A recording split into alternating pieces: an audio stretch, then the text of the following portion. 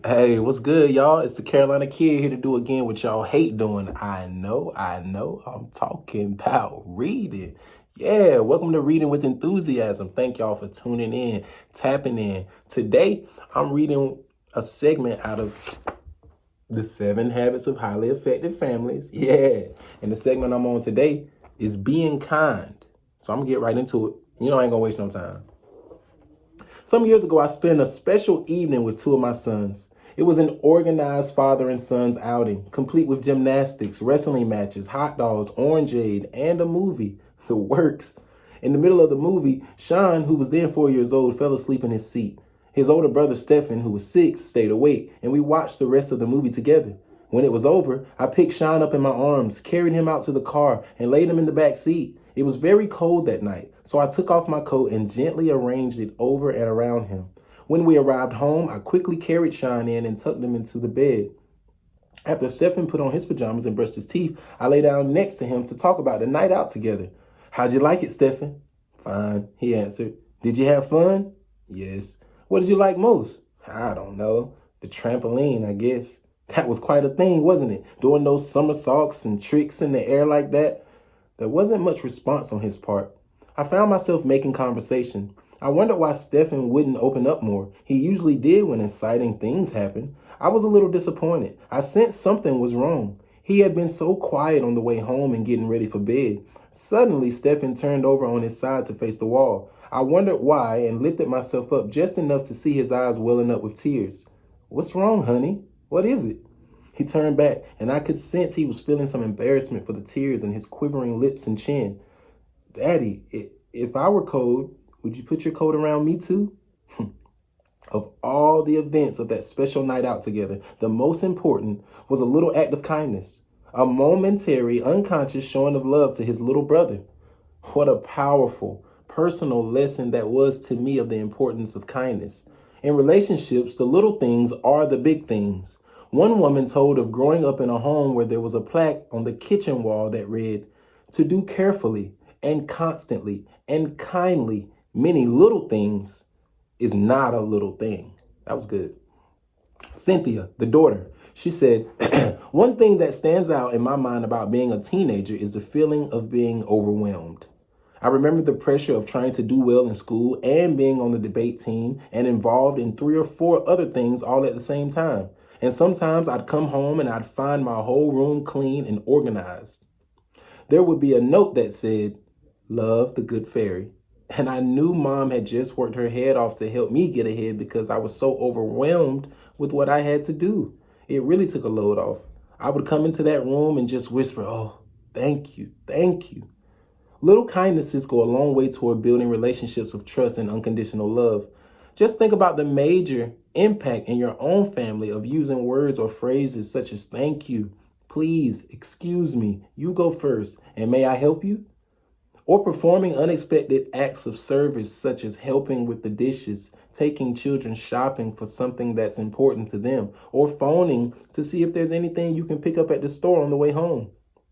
Or finding little ways to express love, such as sending flowers, tucking a note in a lunchbox or briefcase, or phoning to say I love you in the middle of the day, or expressing gratitude and appreciation, or giving sincere compliments, or showing recognition, not just at times of special achievement or on occasions such as birthdays, but on ordinary days, and just because your spouse or your children are who they are. 12 hugs a day. That's what people need. Hugs come physically, verbally, visually, environmentally.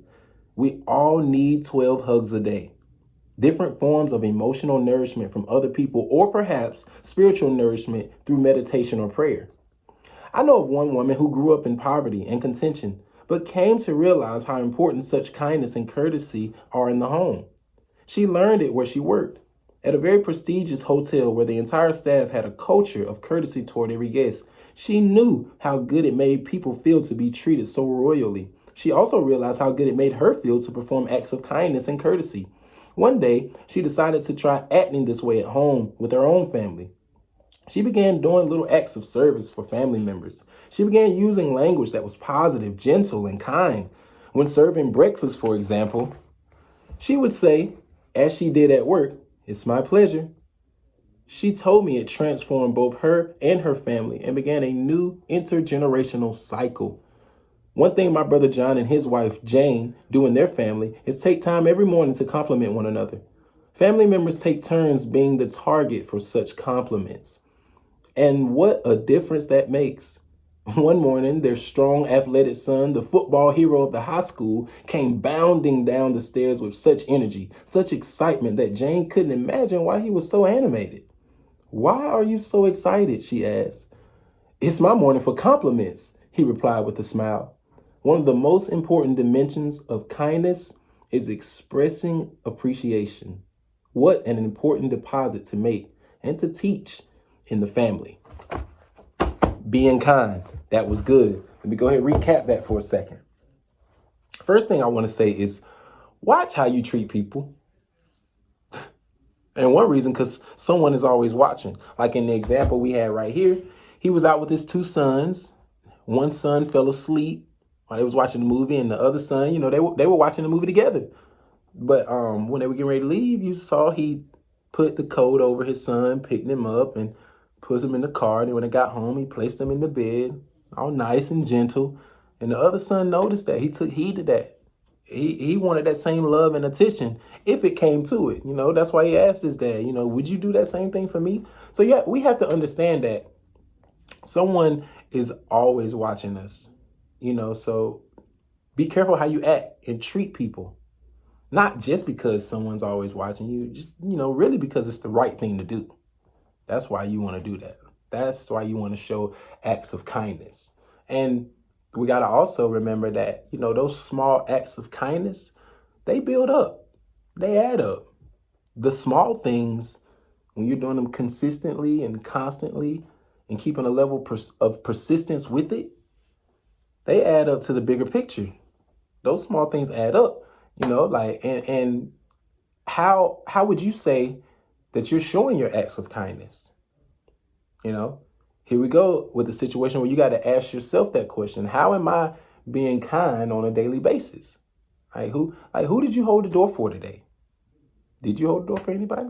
Something to think about. Who did you let skip you in line? Who did you pick up after you saw they had fallen? Instead of laughing at them, did you help them up? These are things we got to ask ourselves.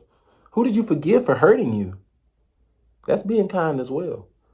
Being kind to that person, and it's also being kind to you. It's also being kind to your soul, letting that anger go, letting that tension go, because you got to let it go. We got to remember, love is not just a word, it's a verb, it's action. It's what we got to do. You got to make it happen. You got to do it. You got to perform those acts of service, even when you don't feel like doing it. You got to keep giving it out. Another thing you got to give out, like this particular segment was saying, was your 12 hugs. We got to make sure we're giving out 12 hugs a day, y'all. Even if you don't feel like you're getting your 12 hugs back in return, you do your part and give out your 12 hugs a day. And you remember, the book was saying that it's physical, it's verbal, it's visual, and also environmental. So it doesn't always, you ain't always got to put your hands on folks. That ain't always the best way to go about it, putting your hands on people. But that's just physically, that is a way, but also emotionally, verbally, environmentally, like the book was saying, just make sure that we're uplifting, encouraging, edifying. These are things that we need to be doing consistently. Those small acts of kindness add up. They help build someone up. They help someone that felt like they was just getting ready to give up, help them take just a few more steps. Your words of encouragement, your verbal hug that you gave them. They needed that. So we got to make sure that we dropping that kind of stuff off to people. You want to make sure that people are looking forward to your presence, because they know they're going to get some edification out of you. They know they're going to get some motivation, some inspiration out of you. They know when they get around you that, you're not going to make them feel bad or you're not going to judge them. That doesn't mean you shouldn't be honest with people. I would 100% say, be honest, keep it hot with people, man. Like, don't allow craziness and foolishness just to gather around you. Nip things like that in the bud. But you can do all of that without judging someone, But it's all how we how we say it, and it's all what's in here too, what's in our heart, what's our agenda behind it. You know exactly how you meant it, whether you meant it out of love or you meant it out of hate. That's up to you to decide though, but that's all I had to read today. So make sure y'all are being kind. All right, kid out.